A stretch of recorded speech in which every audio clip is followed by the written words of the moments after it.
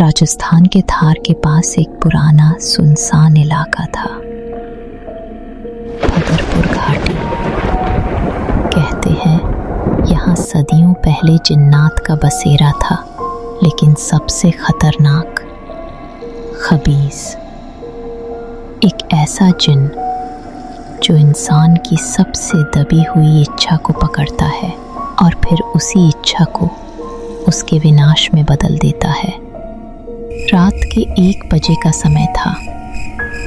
4 दोस्त आरव, साहिल, नेहा और जोया जीप में भदरपुर की तरफ जा रहे थे। उनका प्लान था पुराने किले के पास बने एक परित्यक्त हवेली में रात बिताना और पैरानॉर्मल डॉक्यूमेंट्री बनाना। भाई आज तो धमाका कंटेंट मिलेगा। भदरपुर में तो भूत भी इंटरव्यू दे देते होंगे।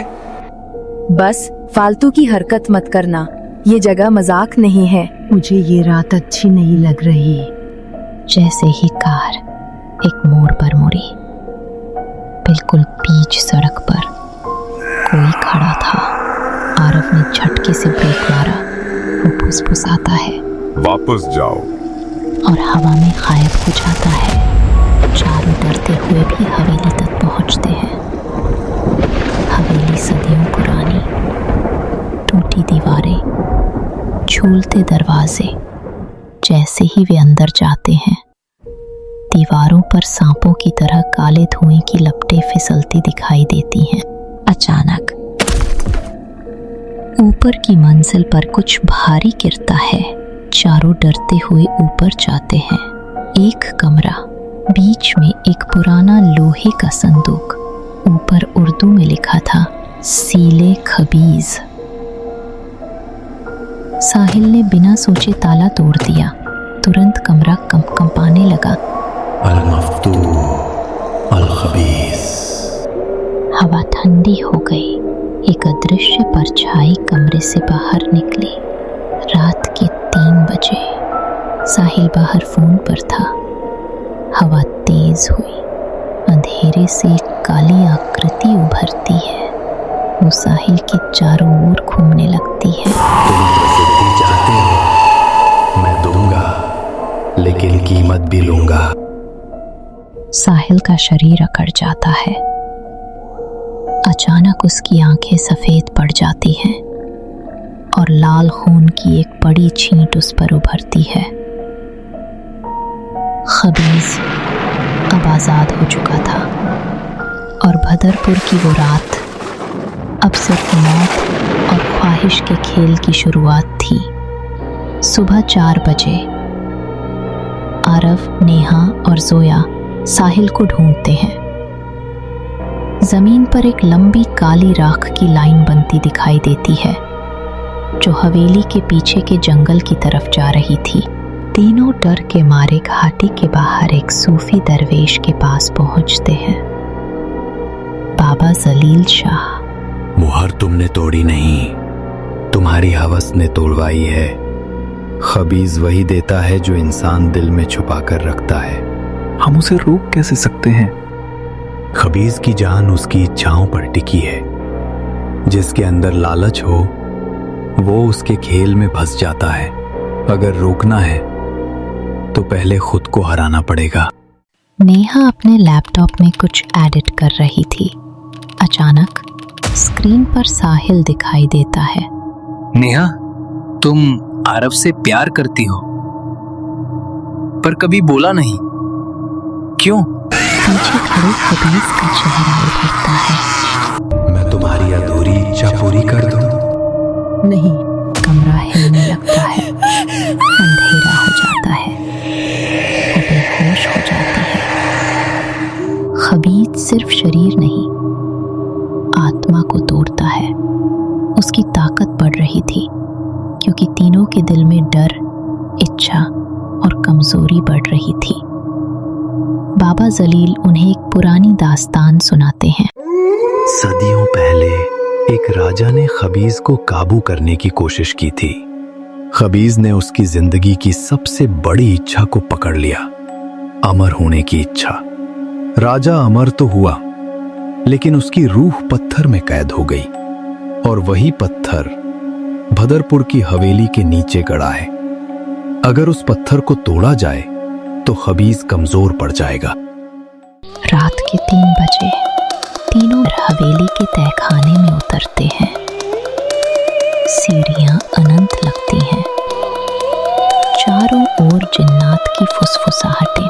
लौट जाओ, ये खेल तुम्हारा नहीं। वो शापित पत्थर चमक रहा था, लेकिन उसके सामने खड़ा था साहिल,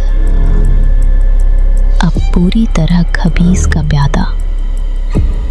साहिल उनकी ओर झपटता है। खबीज का स्वर गूंजता है। आरव, तुम ताकत चाहते हो, मैं दूंगा, बस खुद को सौंप दो। मेरी एक ही इच्छा है, अपने दोस्तों को बचाना।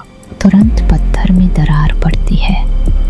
खबीज दर्द से चीखता है। साहिल जमीन पर गिरकर बेहोश हो जाता है।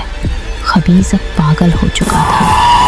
उसका खेल टूट रहा था, पर आखिरी लड़ाई अभी बाकी थी। हवेली कांपने लगती है। तुम इंसान मेरी कैद तोड़ सकते हो। बाबा जलील नेहा को एक तावीज देते हैं। इसमें अलनूर का इल्म है। अगर इसे पत्थर पर रखा तो खबीज हमेशा के लिए बंद हो जाएगा, लेकिन कीमत, जिसने तावीज रखा वो वापस नहीं आएगा। नेहा आगे बढ़ती है, पत्थर पर तावीज रख देती है। तुरंत एक विशाल प्रकाश फैलता है। खबीज की चीखें पहाड़ों तक गूंज जाती है। हवेली धंस जाती है। नेहा गायब। सुबह होती है। साहिल होश में आ चुका है। बाबा कहते हैं, खबीज बंद तो हो गया, पर पूरी तरह खत्म नहीं। आरव, नेहा कहाँ है? वो रोशनी बन गई। पर जिन्नात की दुनिया में रोशनी भी हमेशा सुरक्षित नहीं रहती। अचानक पीछे टूटी दीवार में नेहा की परछाई दिखाई देती है।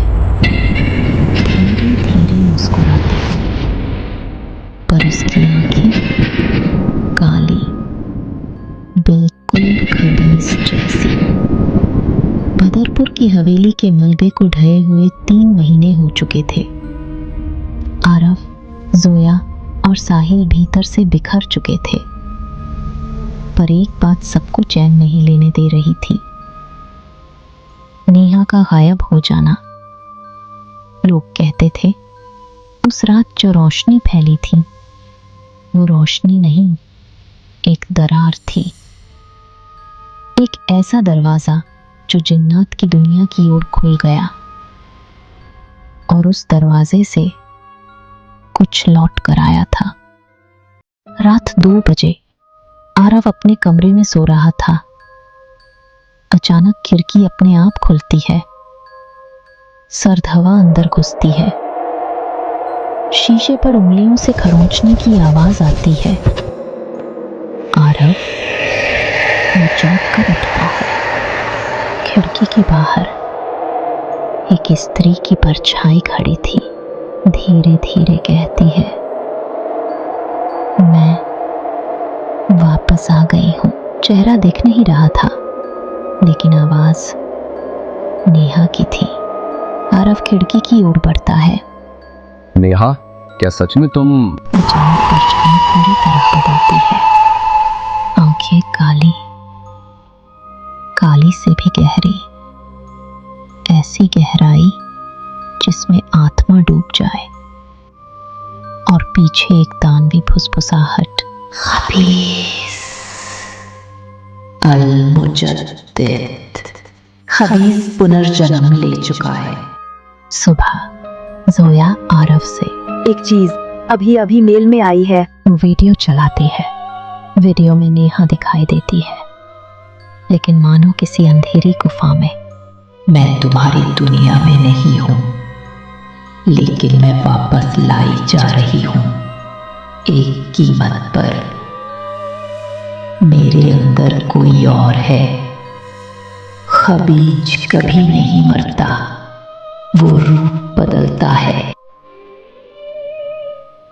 पर इंसान वही गलती बार बार करता है जो उसके दिल में छुपी हो। और आरव के दिल में सिर्फ एक बात थी, नेहा को वापस लाना। और यही खबीज की खेल शुरुआत थी। आरव और जोया फिर से बाबा जलील के पास पहुंचते हैं। तुमने खबीज को बंद किया नहीं, बस एक नए मेजबान की तलाश दे दी। नेहा जिंदा है और वो अब इंसानों की दुनिया से बंधी नहीं, उसके अंदर परछाई की रानी उतर चुकी है, खबीज का स्त्री रूप। हम उसे कैसे वापस ला सकते हैं? एक काला लकड़ी का बॉक्स निकालते हैं। इसमें जंजीरे शक्ल है, एक ऐसा ताबीज जो जिन्नात की कब्जे को तोड़ सकता है। पर इसे लगाने वाला खुद एक दुष्ट दुनिया में फंस सकता है। आरव बिना सोचे ले लेता है। रात में बाबा एक पुराने खंडहर में उन्हें ले जाते हैं। दरवाज़ा-ए जिन्नात। बाबा मंत्र पढ़ते हैं। अचानक हवा का तूफान उठता है। रात काली पड़ जाती है। जमीन चटकने लगती है। एक अंधेरी सुरंग जिसके अंत में लाल चमकती आंखें। जिस दुनिया में तुम जा रहे हो वहां समय, शरीर और आत्मा तीनों साथ नहीं रहते। नेहा को ढूंढना आसान नहीं, क्योंकि अब वो खुद तुम्हें ढूंढ रही है। तीनों अंदर कूद जाते हैं और अब कहानी शिफ्ट होती है इंसानों की दुनिया से जिन्नात की दुनिया में, जहां हवा भी जहरीली और परछाइयां जीवित होती हैं। पूछते हैं एक अनोखे जंगल में, पेड़ उल्टे उगे हुए, पत्तों की जगह काले धुएं के गोले, हर जगह फुसफुसाहट। आरव, जोया, साहिल, तुम आ गए। हम इंतजार कर रहे थे। अचानक एक काला जीव उनके सामने आता है। वो चीखता है, वापस जाओ। पर तभी नेहा जैसी आवाज गूंजती है, उन्हें आने दो। एक ऊंची चट्टान पर नेहा खड़ी दिखाई देती है। तुम मुझे लेने आए हो? आरव दौड़ता है। नेहा, लेकिन नेहा उंगलियां उठाती है और पूरा जंगल कांपने लगता है। मैं अब नेहा नहीं, मैं रानी साया हूं। उसके पीछे खबीज का विशाल साया उभरता है। नेहा अपना हाथ उठाती है। अचानक उसके सामने 3 परछाइयां उभरती हैं। आरव का भय, नेहा को खोने का डर, जोया की गलती, साहिल को रोक न पाने का गुनाह, साहिल की लालच, प्रसिद्धि और व्यूज का पागलपन। नेहा कहती है, खुद से लड़ो, तभी मुझ तक पहुंच पाओगे। तीनों अपनी परछाइयों से लड़ते हैं। बस काली और दानवी। खबीज का खेल शुरू हो चुका था। ये जिन्नात की दुनिया थी, जहां हर परछाई तुम्हारी रूह खा सकती थी। परछाइयों को हराने के बाद आरव अकेले एक अंधेरे मंच पर पहुंचता है। वहां नेहा की सच्ची रूह बंधी हुई है, पतली रोशनी में लिपटी, बहुत कमजोर। आरव, मैं यहाँ हूँ। वो शरीर मेरा है, पर अब उस पर खबीज का अधिकार है। मैं वापस नहीं जा सकती जब तक तुम मेरा शरीर आजाद न करो। चोटियों पर काले बादलों की गड़गड़ाहट होती है, काली बिजली गिरती है, नेहा का शरीर सामने आता है, पूरी तरह दानवी, सफेद आंखें और हाथों से धुआं निकलता हुआ। वो चीखती है, नेहा का शरीर अब मेरा है, खबीज का सिंहासन आज उठेगा, अल मुलुकुल साया। बाबा जलील की आवाज गूंजती है। आरव, ताबीज तो सिर्फ माध्यम है। नेहा को तुम ही आजाद कर सकते हो। तुम्हें उसके शरीर को छूकर कहना होगा, आजाद बिशकल, तुम्हारा रूप आजाद हो। लेकिन जैसे ही आरव आगे बढ़ता है, रानू में साया हमला करती है। लड़ाई शुरू।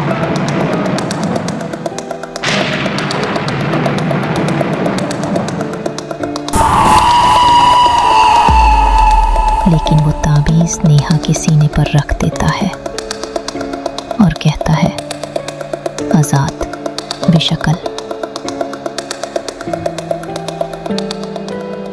सारा अंधेरा भस्म।